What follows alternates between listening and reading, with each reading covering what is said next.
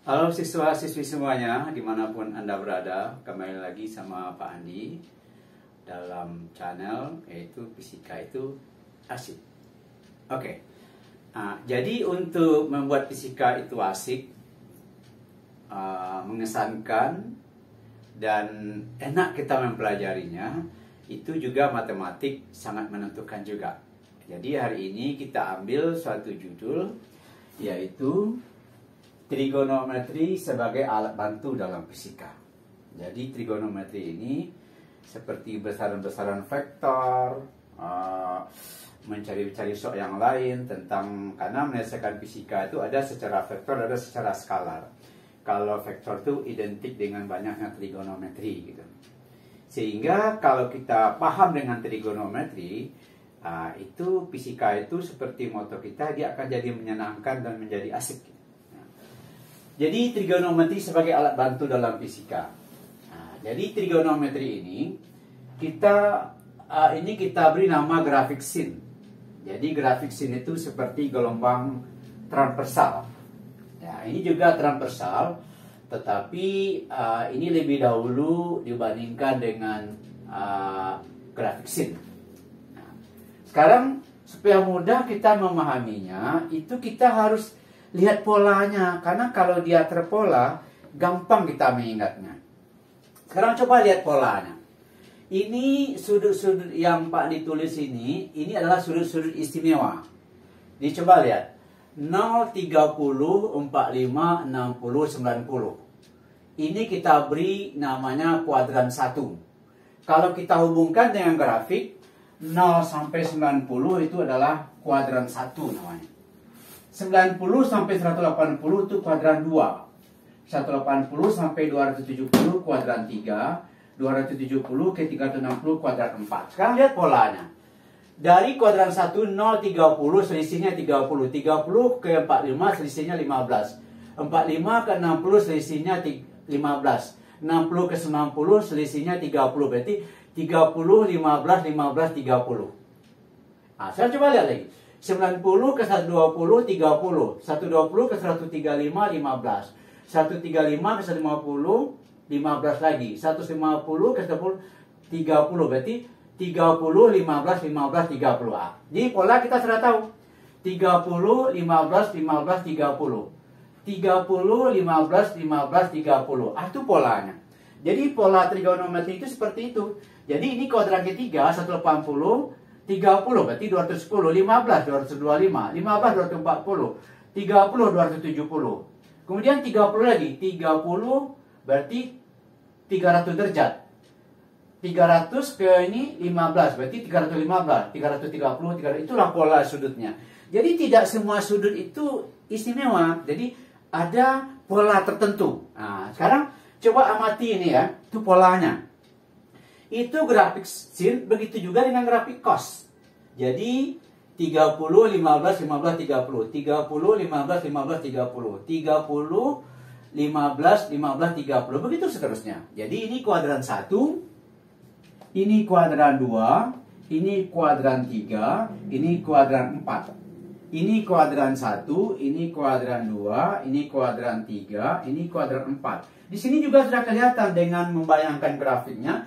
Juga kelihatan kalau di grafik sinus kuadran 1 sama kuadran 2-nya positif. Kuadran 3 sama kuadran 4 negatif karena dia di bawah kan, di bawah sumbu X. Tapi kalau cos enggak, 1 positif, negatif, negatif, positif. Jadi positif positif, negatif negatif, positif negatif negatif, positif. Jadi beda deh. Itu namanya grafik sin sama grafik cos. Sekarang pola nilainya. Pola nilainya coba lihat, ini mulai dari 0. 0, setengah, setengah akar 2, setengah akar 3, 1. Kalau di bawah kan negatif, min setengah akar 2, min setengah akar 3, 1. Jadi pola sebetulnya begini. Setengah akar 0, setengah akar 1, setengah akar 2, setengah akar 3, setengah akar 4.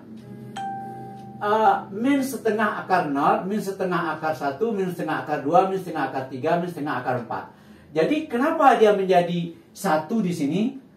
Setengah akar 4. Akar 4 itu 2. 2 kali setengah 1. Ini dia 1.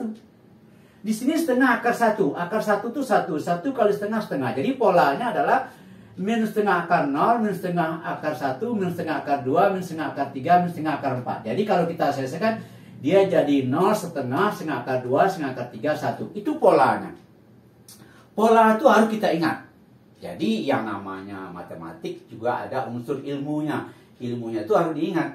Akibatnya apa? Dari grafik sin, grafik cos ini, kita sudah bisa menghafal daripada sudut istimewa. Kita sudah bisa menghafal.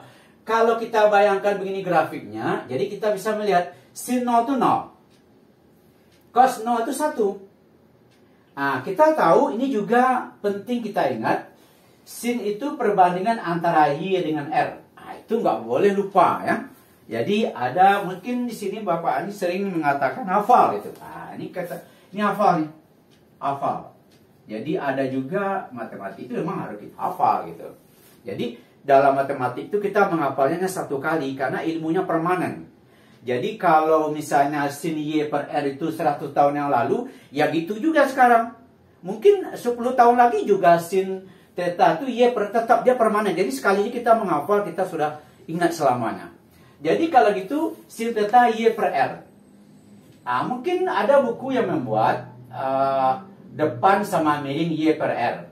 Ada juga buku membuat cos itu samping per miring, bisa juga begitu kan. Tapi kalau kita pakai cara lain juga bisa. Misalnya sin theta Y per R, mungkin kita ingat mungkin sayur gitu. Jadi bisa saja kan, sayur berarti sayur. Nah, kan gitu sayur. SYR berarti sin Y per, bisa juga begitu kan. Misalnya cos theta itu E per, mungkin cuek rajin gitu kan, berarti C X per R, bisa juga begitu. Itu terserah kita bagaimana kita mengingat segala sesuatu itu dengan ilmiah dan bisa tertanam dalam memori kita. Nah, ini jadi terserah kita mau bagaimana. Jadi kemudian kalau sin itu kebalikannya kosekan. Akibatnya apa? Kalau sin itu adalah Y per R, jadi karena ini kebalikan berarti ini jadi sepersin atau R per Y. R per Y. Kalau kosekan kebalikan dari cos itu kosekan, berarti seper cos. Atau kalau tadi cos itu X per R, kosekan itu R per X. Nah, tangen itu Y per X, kotangen itu X per Y, atau kotangen itu seper tangen. Itu harus diingat. Nah, jadi ini nanti untuk mengingatnya, nanti channel YouTube Pak ini bisa diulang-ulang di ruang belajar, bisa diulang-ulang. Akibat dari ini, kita gampang mengingatnya tabelnya itu seperti apa. Tabelnya seperti apa. Jadi, ini kita lihat. Jadi, kalau sin itu adalah 0,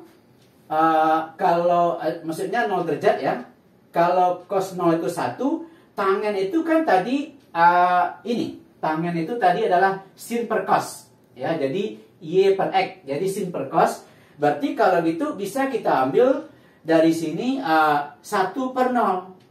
Ya, 0 per 1 ya, sin per cos 0 per 1, jadi 0. Kemudian sekan itu berarti dia karena kebalikan dari sin, berarti seper 0. Seper 0 itu kan tak berhingga, karena dalam matematik 0 dibagi 1 itu 0, tapi 1 dibagi 0 tak berhingga. Jadi berapapun bilang kalau dibagi dengan 0 saya tak berhingga. Jadi tak berhingga.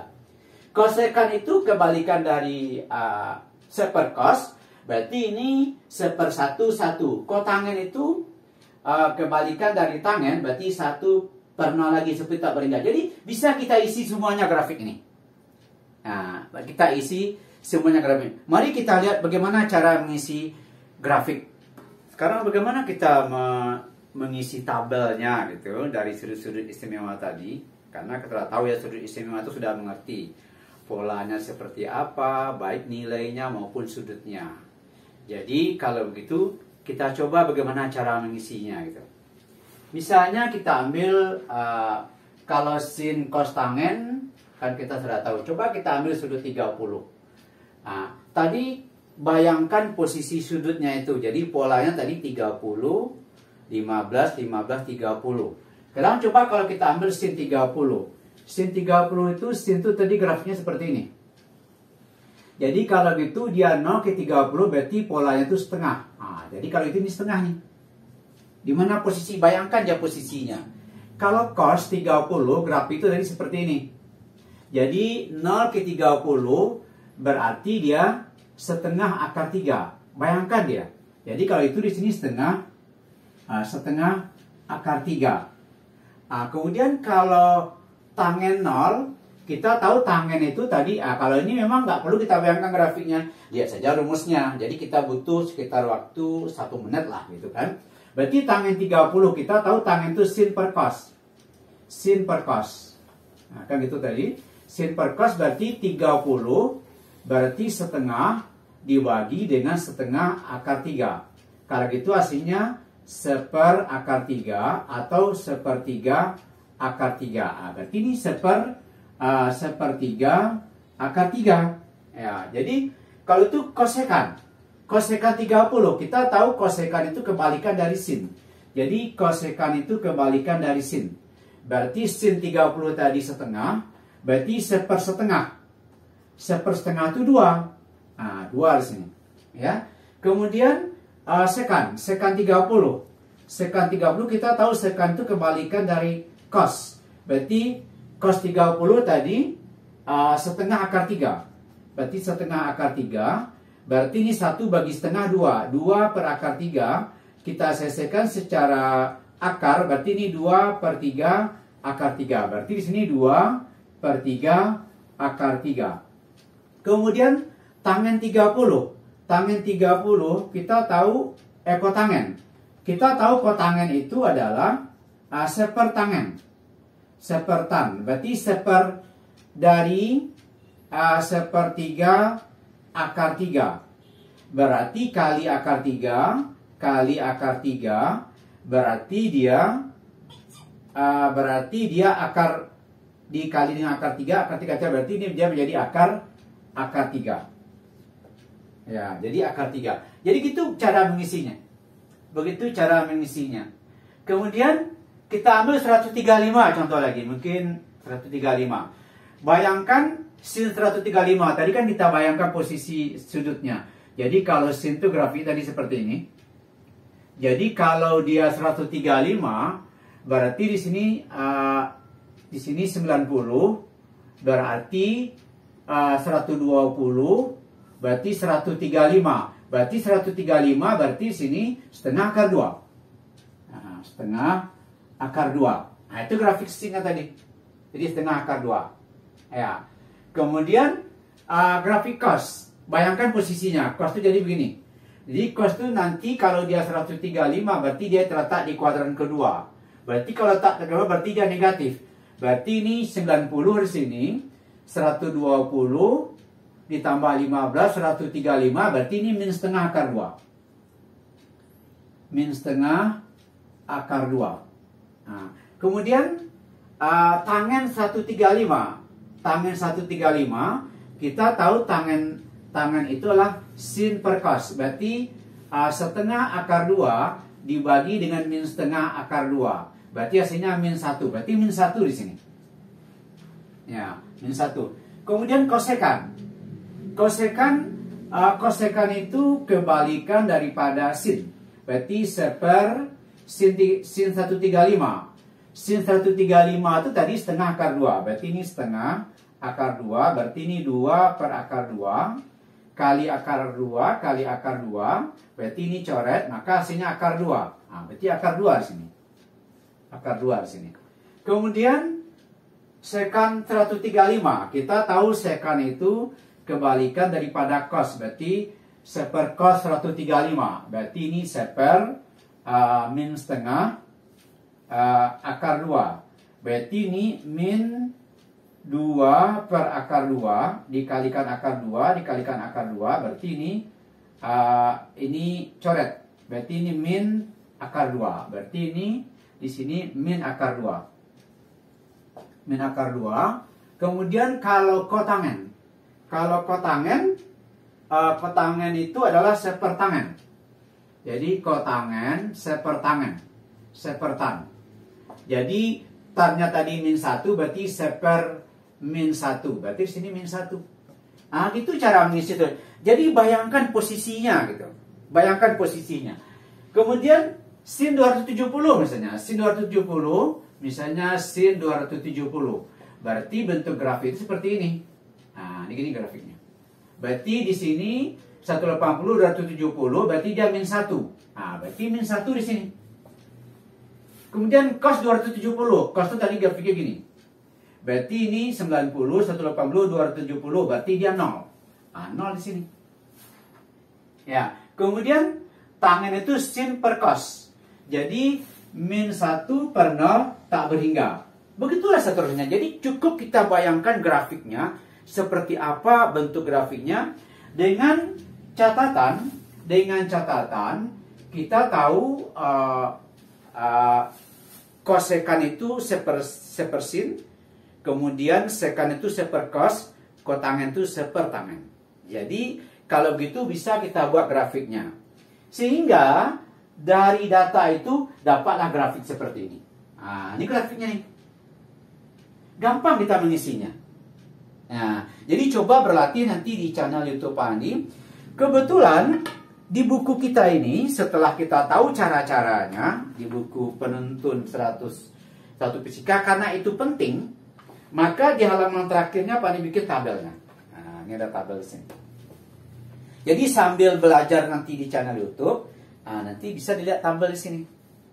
Nah, itulah manfaatnya karena sudut-sudut istimewa itu penting sekali untuk menyelesaikan soal-soal di kuadran kedua, di kuadran ketiga, apalagi kita belajar vektor, belajar kesetimbangan, itu banyak dalam fisika menentukan sudut-sudut.